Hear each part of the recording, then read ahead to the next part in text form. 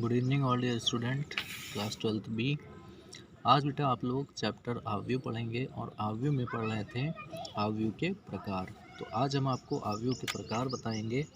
इसमें बेटा सबसे पहला जो आवयव का प्रकार होता है जिसे हम कहते हैं शून्य आवयव। तो आज हम लोग आवयव के सबसे पहले प्रकार में पढ़ेंगे शून्य आवयव किसे कहते हैं। देखिए बेटा, शून्य अवयव क्या होता है? ऐसा अवयव जिसके सभी अवयव क्या होते हैं? जीरो होते हैं बेटा। तो शून्य अवयव की परिभाषा क्या है? यहाँ से आप लोग देखिए, ऐसा अवयव जिसके प्रत्येक अवयव, या आप ये कह सकते हैं कि जिसके सभी अवयव क्या होते हैं? शून्य होते हैं। ऐसा अवयव जिसके प्रत्येक अवयव क्या होते हैं? शून्य होते हैं। क्या कहलाता है बेटा? ये शून्य अवयव कहलाता है। इसे हम बेटा क्या कहते हैं? शून्य अवयव कहते हैं। जैसे हमारे पास एक उदाहरण है, देखिए, इसमें सभी अवयव क्या होंगे? जीरो होंगे। सभी अवयव जीरो होंगे बेटा। और इसका क्रम क्या है? देखिए, इसके अंदर कितनी पंक्ति हैं? 3 पंक्ति हैं। और इसके अंदर कितने स्तंभ हैं? 2 स्तंभ हैं। तो इसका क्रम क्या है?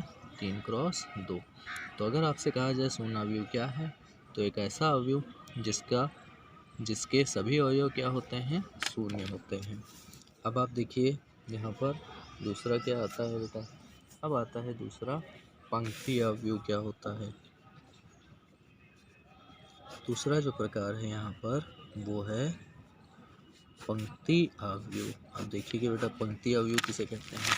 देखिए बच्चे, पंक्ति अवयव की परिभाषा ऐसी है कि ऐसा अवयव, ऐसा, ध्यान से देखिए बेटा, ऐसा अवयव जिसमें केवल एक पंक्ति होती है।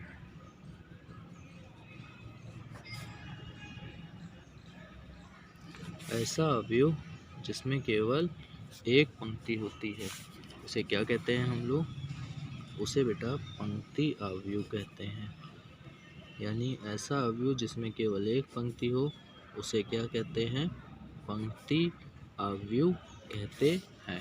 जैसे इसके लिए हम लोग एक उदाहरण ले लेते हैं। हमारे पास एक अवयव है 2, 3 और 4। और देखिए, इसके अंदर कितनी पंक्ति हैं? इसमें केवल एक पंक्ति है। तो इसका क्रम होगा 1। और इसमें स्तंभ कितने हैं बेटा? स्तंभ यहाँ पर 1, 2, 3 है।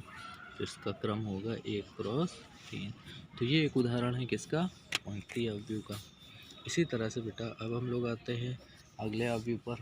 पंक्ति अवयव के बाद अगला अवयव है, इसे हम कहते हैं स्तंभ अवयव। अगले अवयव का नाम है स्तंभ अवयव। देखिए बेटा, इसमें ये भी बेटा बिल्कुल पंक्ति अवयव की तरह है। इसमें एक पंक्ति होती थी, इसमें एक स्तंभ होता है। तो आप इसकी परिभाषा क्या बोलेंगे? ऐसा अवयव जिसमें केवल एक स्तंभ होता है। ऐसा अवयव जिसमें केवल एक स्तंभ होता है, क्या कहलाता है? स्तंभ अवयव कहलाता है। यानी ऐसा अवयव जिसमें खाली एक स्तंभ होता है। अब आप इसका उदाहरण देखिए। जैसे हमारे पास एक उदाहरण है यहाँ पर 1, 3, 5। देखिए यहाँ पर ये एक स्तंभ अवयव है। इसका क्रम कितना है बेटा? इसमें 3 पंक्तियाँ हैं और एक स्तंभ है। जैसे एक और उदाहरण देख सकते हैं आप बेटा, 2, 4, -6। देखिए, इसमें भी केवल एक स्तंभ है। इसमें इसका क्रम है 3 क्रॉस 1। 3 क्रॉस 1 है बेटा। तो ये हमारे पास तीसरा 3 स्तंभ हो गए, इसको स्तंभ अवयव कहते हैं। इसके बाद आते हैं बेटा चौथे पर। चौथा क्या होता है, देखो बेटा, इसके बाद आता है हम लोग इसको चौथे को बोलते हैं स्क्वायर मैट्रिक्स, जिसका नाम होता है वर्ग आव्यूह। यानी अगला हम लोग पढ़ेंगे स्क्वायर मैट्रिक्स, जिसका नाम होता है वर्ग आव्यूह। देखिए बेटा, इसमें क्या होता है, वर्ग आव्यूह की परिभाषा क्या होता है, ऐसा आव्यूह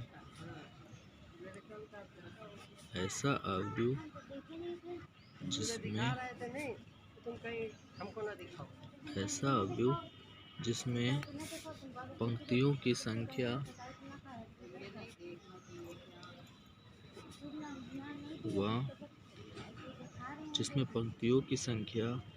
व स्तंभों की संख्या दोनों क्या होती है बेटा, बराबर होती है। पंक्तियों की संख्या व स्तंभों की संख्या क्या होती है, समान होती है। यानी वर्ग आव्यूह कहते हैं। जैसे बेटा यहाँ पर देखिए, 3 पंक्ति है तो 3 स्तंभ होंगे, 4 पंक्ति है तो 4 स्तंभ होंगे। ऐसे हमारे पास एक उदाहरण है, A = 2 3 4 5 6 7 1 3 5। देखिए इसके अंदर कितनी पंक्तियाँ और कितने स्तंभ है बेटा, 3 पंक्तियाँ हैं इसमें, तो हम लोग इसको 3 लिखेंगे, और इसके अंदर 3 स्तंभ है, इसलिए इसको भी हम लोग 3 स्तंभ बोलेंगे। ठीक है बेटा, भाई इसमें, इसलिए हम इसको कहते हैं वर्ग आव्यूह। इसके बाद हम लोग देखेंगे अगला प्रकार होता है बेटा, अगला प्रकार जो है वो 5वां प्रकार है, जिसको हम लोग कहते हैं विकर्ण आव्यूह। तो अब हम लोग अगले में आते हैं, जिसका नाम होगा विकर्ण आव्यूह। देखिए बच्चों, विकर्ण आव्यूह क्या होता है।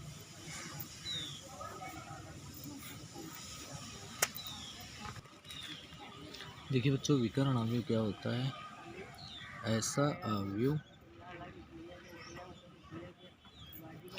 जिसके मुख्य विकर्ण के अवयव को छोड़कर बाकी सभी अवयव क्या होते हैं, 0 होते हैं।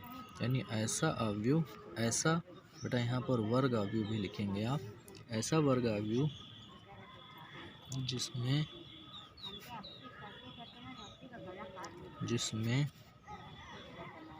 मुख्य विकर्ण के अतिरिक्त, यानी मुख्य विकर्ण को आप छोड़ दीजिए बच्चों, मुख्य विकर्ण को आप अगर छोड़ देते हैं तो ऐसा वर्ग आव्यूह जिसमें मुख्य विकर्ण के अतिरिक्त सभी अवयव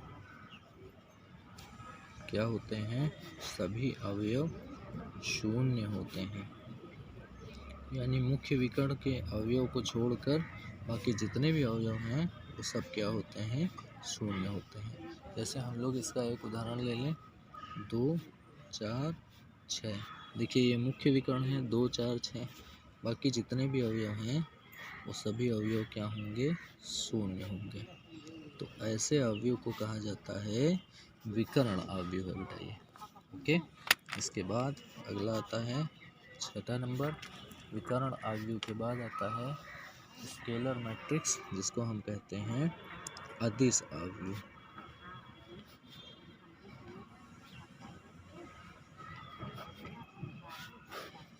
अगला आव्यूह है बेटा, इसका नाम है अदिश आव्यूह। देखिए विकर्ण आव्यूह और अदिश आव्यूह भी एक ही जैसे होते हैं, दोनों में बहुत छोटा सा अंतर होता है। तो देखिए इसमें क्या होता है, ऐसा विकर्ण आव्यूह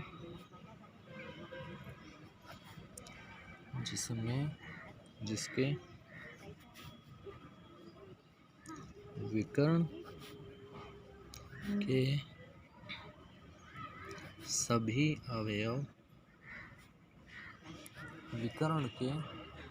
अवयव कैसे होते हैं बेटा, बराबर होते हैं, यानी समान होते हैं, तथा शेष अवयव कैसे होते हैं बेटा, 0 होते हैं। यानी अदिश अवयव भी एक विकर्ण अवयव है। इसमें क्या होता है, विकर्ण अवयव ऐसा विकर्ण अवयव जिसके विकर्ण के सभी अवयव क्या होते हैं, समान होते हैं। देखो बेटा, यहाँ विकर्ण से मतलब होता है मुख्य विकर्ण। जैसे ये 3, ये 3, ये 3, बाकी ये भी 0, ये भी 0 बच्चों, ये भी 0, ऊपर नीचे सभी अवयव क्या होंगे, 0 होंगे।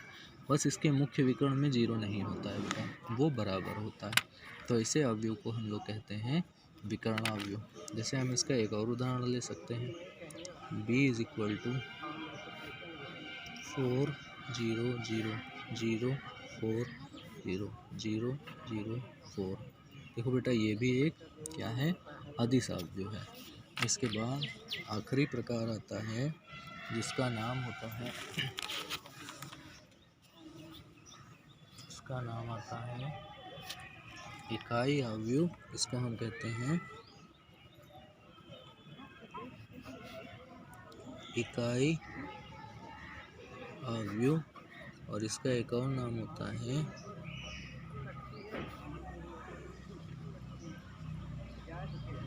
तत्समक अवयव। इसका नाम क्या है बेटा, इसका नाम है इकाई अवयव या तत्समक अवयव। तो देखिए बेटा, इसमें क्या होता है इसमें हम लोगों को जो परिभाषा बताई गई है वो बिल्कुल इसके ऊपर वाले की तरह है, लेकिन इसमें थोड़ा सा अंतर होता है। देखिए बच्चों, क्या होता है, ऐसा वर्ग अवयव जिसके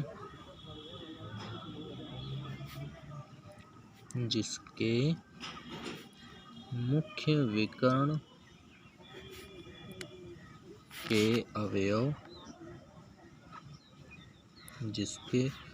विकर्ण के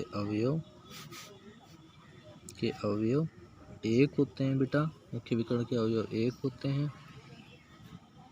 तथा शेष अवयव शून्य होते हैं। शेष अवयव शून्य होते हैं, उसे क्या कहते हैं, इकाई अवयव कहते हैं। जैसे हम यहाँ पर इसका एक उदाहरण दे दें, इकाई अवयव को i से दर्शाया जाता है बेटा। तो यहाँ पर जैसे i बराबर हमारे पास 1 0 0 1 है, तो देखिए ये क्या है, ये एक इकाई अवयव है। इसमें 2 पंक्ति और 2 स्तंभ हैं, इसलिए इसको हम 2 × 2 लिखेंगे बेटा, और इसीलिए हम इसको यहाँ पर i2 से दर्शाते हैं। इसी तरह से जैसे हमारे पास i = आपके पास एक और अवयव दिया है 1 0 0 0 1 0 0 0 1। तो देखिए इसके अंदर कितनी पंक्तियां हैं, 3 पंक्ति और 3 स्तंभ, तो इसका क्रम 3 × 3 होगा। इसीलिए बेटा यहाँ पर इसको i3 से दर्शाया जाता है। तो इस तरह से आज हम लोगों ने देखा कि अवयव कितने प्रकार के होते हैं। तो सबसे पहले आपने पढ़ा था अवयव का प्रकार, शून्य अवयव, ऐसा अवयव जिसमें सभी अवयव क्या होते हैं, 0 होते हैं बेटा, ये उदाहरण है इसका। इसके बाद आपने पढ़ा पंक्ति अवयव, ऐसा अवयव जिसमें केवल एक पंक्ति होती है, पंक्ति अवयव कहते हैं इसे। इसमें देखिए 2 3 4।